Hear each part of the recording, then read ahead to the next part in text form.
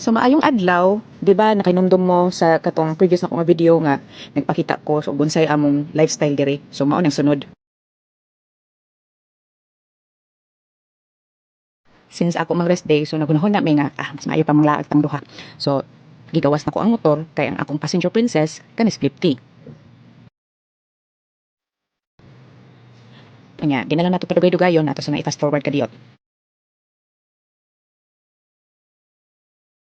Nalabyan din na mo ang igagaw ni Flip T. Agi mi kamay. Namigaw!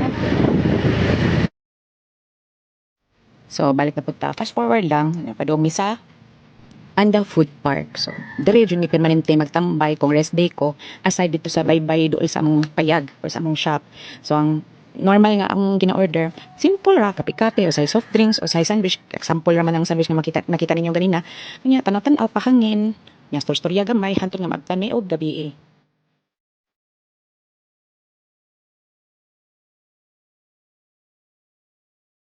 Kaya kung maagtan may gabi mao na lang ang time nga magunahon na may kung sisudanon, mupalit ba mis barbecuehan or muuli na lang matog nya ugma na lang ni upadayon kaon. So marugod to. Hope you enjoy our video. Bye bye.